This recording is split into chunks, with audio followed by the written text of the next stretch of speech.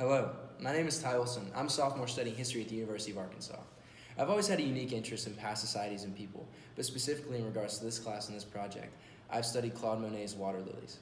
The artwork I've chosen to research is located in the Nelson Atkins Museum of Art in Kansas City, Missouri. This museum is specifically known for its impressionist, neoclassical, and Asian art. On display is one of their most famous works, one of the most popular works in modern history, Claude Monet's Waterlilies. Monet began his early study of art at the French Académie Suisse. In one of his earliest displays of his own work at an art exhibition in 1874, a critic insultingly dubbed his art impression for its locus on light and form, but not its superrealistic style. As many would follow Monet into the world of Impressionism, Claude Monet stands alone as one of the most famous Impressionists that the world has ever seen. In regards to this specific work, the Nelson Atkins Museum of History tells that in 1896, Monet purchased the land adjacent to his property, which he then converted into a Japanese-style reflection pool, complete with water lilies. His fascination with this specific scene dominated most of his works from this point until his death in 1926. Monet painted many works like this one, such as the Mill at Lemetz, Boulevard des Capucines, and so forth, all in his trademark style, but Water Lilies historically remains one of his most famous, if not the most famous Monet painting to this day. To continue, Water Lilies contains a lot of the formal elements that comprise a work of art. The composition of this artwork is one of various white and pink lilies resting on a green and blue pond. This artwork takes on the perspective of slightly above eye level, gazing out across a pond. As well, the artwork is very naturalistic, but very idealized.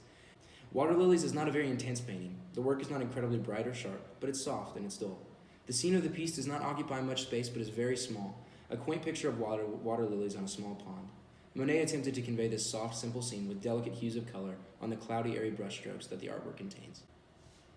As well, I would describe Monet's Water Lilies as an incredibly autobiographical piece. At this point in his life, Monet had experienced an incredible amount of tragedy and pain, which he then illustrated in his art. From a biographical standpoint, Monet attempted to illustrate his feelings toward his own life implicitly through his work, while he struggled heavily with depression and hopelessness. His expression of these feelings is what makes this work an autobiographical piece. As the work is symbolic of Monet's final moments in life, he reportedly stated that he believed his life to be worthless, but continued to produce artwork in the hopes of recapturing a lost sense of personal significance. This search was captured by the stylistic portrayal of this Japanese pond in his backyard. The soft, delicate, melancholic nature of Water Lilies displays the season of life he was in. Sad, dark, depressed, but still attempting to create something that was truly beautiful.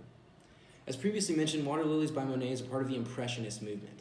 At this part in history, most works up to this point were incredibly realistic, idealized, and formal works of art. However, following the Age of Revolutions in the late 18th century to the early 19th, most works were portraits, realistic depictions of colonial life and/or battle scenes and other things of that nature. In stark contrast, the Impressionist movement does something quite unforeseen in the world of art. It attempts to paint an object in the way that the artist him or herself sees it, not exactly as it is in real life. Impressionism is a unique movement because of its focus on the self rather than its focus on others. Many artists that followed Claude Monet's lead began to blaze the trails of artistic deviation rather than to follow the norms of the past. Impressionism truly found its roots in the late 18th century. In regards to Monet's artistic influence, other than studying at Académie Suisse, Monet's artistic career was largely an individualistic one. Though he drew from paintings of realism and historical paintings of the past, Monet's subjective experiences drove him to create the Impressionist movement. In a sense, Impressionism truly rejected the rigid rules of the Beaux Arts. Many Impressionists followed suit as Monet began this grand artistic adventure. Some hallmark works of the Impressionist movement, such as Little Girl in Blue Armchair by Mary Cassatt, embody the cultural context of post-Enlightenment thought. The world was gradually shifting away from oppressive religions and regimes, and so did the artistic world. Art no longer had to be perfect and ideal. The art could be whatever the artist desired. In this sense, Monet's Impressionist art focused on individualistic interpretations and perspectives unique to the artist to create one of the most influential artistic movements the world has ever seen. Personally, Water Lilies is one of the most emotionally meaningful works that I have studied. I had the wonderful opportunity a couple of months ago to go visit the Nelson Atkins Museum of Art and see this work specifically. I have not the ability to craft masterful, realistic pieces of artwork, or in my case as a musician, songs that excite my listeners. But much like Monet, I have the capacity to make something real, something true to me. As I have studied, Monet walked through seasons of sadness, anxiety, hopelessness, and even loss as he painted. Monet even at one point stated that age and chagrin have worn me out. My life has been nothing but a failure, and all that's left for me to do is to destroy my paintings before I disappear.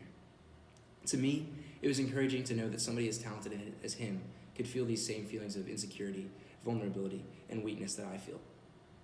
Water Lilies is one of the most heartwarming works painted amidst the season of loss and sadness that no human should ever know. Amidst the loss of a wife, complications with his children, amidst the onset of depression and illness, Monet left behind something that he did not have for himself: hope.